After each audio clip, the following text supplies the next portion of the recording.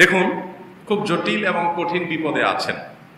এর জন্য সর্বপ্রথম কাজ হলো আল্লাহ তাআলার দিকে কায়মনোবাক্যে রুজু হন, আল্লাহর দিকে রুজু হন, ইস্তিগফার করে, ক্ষমা প্রার্থনা করে, তওবা করে সালাতে দাঁড়িয়ে যান।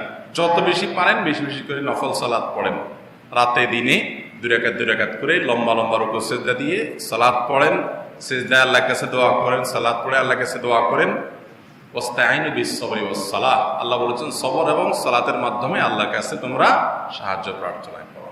দ্বিতীয়ত, সব সময়ের জন্য উঠতে বসতে আল্লাহর সাথে কথা বলেন, দোয়া করেন। বিশেষ করে দোয়া কবুলের সময়, ভোর রাত, আরো যে দোয়া কবুলের সময়গুলো আছে, জুমার দিন, আসরের পর, এই সময়গুলোতে দোয়া করেন। আর তৃতীয়ত, কিছু কমন দোয়া আছে, এগুলো বেশি বেশি পড়েন। যেমন ইস্তিগফার বেশি বেশি পড়েন, আস্তাগফিরুল্লাহাল্লাযী লা ইলাহা ইল্লা হুয়াল হাইয়ুল কাইয়্যুম ওয়া আতুবু ইলাইহি, আস্তাগফিরুল্লাহ ওয়া আতুবু ইলাইহি, আল্লাহুম্মা আনতা রাব্বী লা ইলাহা ইল্লা আনতা। ইস্তিগফার বিপদ দূরের জন্য সবচেয়ে কার্যকর আমল। আর ইস্তিগফারের পাশাপাশি আরেকটি আমল করেন, সেটা হলো দুরূদ। দুরূদও মানুষকে বিপদ থেকে উদ্ধারের জন্য সহায়ক ভূমিকা পালন করে, হাদিসে সুস্পষ্ট আসছে। যেন বেশি বেশি দুরূদ পাঠ করেন, যে কোনো দুরূদ, আল্লাহুম্মা সাল্লি আলা মুহাম্মাদ ওয়া আলা আলি মুহাম্মাদ, নামাজে যেটা পড়েন পড়েন। আর এর পাশাপাশি দোয়া ইউনুস, এটার মাধ্যমে আল্লাহ বিপদে পড়া মানুষকে বিপদ থেকে উদ্ধার করেন। আল্লাহ বলেছেন ওয়া কাযালিকা নুনজিল মুমিনিন, ইউনুসকে যেরকম দোয়া ইউনুসের মাধ্যমে আমি উদ্ধার করেছি, ঠিক একইভাবে ইমানদারদেরকে বিপদ থেকে উদ্ধার করবো। এই জন্য দোয়া ইউনুসটা বেশি পড়বেন বিপদে পড়লে।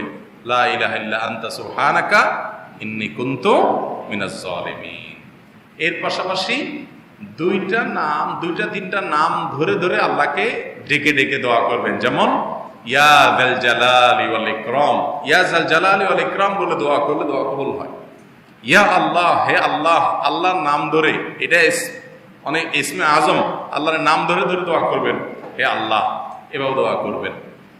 ঠিক একইভাবে আপনার আল্লাহ তাআলার আরো গুণবাচক যে নামগুলো আছে, সেগুলো ইয়া রউফ, ইয়া ওয়াদুদ, ইয়া রহিম, ইয়া রহমান, এগুলো ধরে ধরে দোয়া করবেন। আল্লাহ তাআলার কাছে ইনশাআল্লাহ আল্লাহ তাআলা উদ্ধার করবেন। এছাড়া দান সাদাকা, এটা বিপদ থেকে উদ্ধারের জন্য সহায়ক হয়, সেদিকটাও খেয়াল রাখবেন। একজনকে ৬০,০০০ টাকা দিয়ে একটি গরু কিনে দিলাম, এই শর্তে যে ৬ মাস পর বিক্রি করে লাভের অর্ধেক দিতে হবে।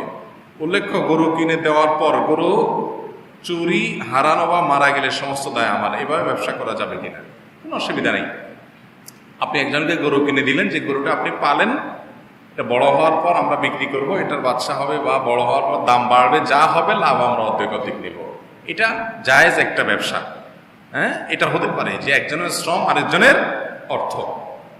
এবং আল্লাহ না করুক, যদি কোনো কারণে গরু মারা গেল, দুর্ঘটনা কোনো কিছু হলো, তো আমার দায় দায়িত্ব, অসুবিধা নাই।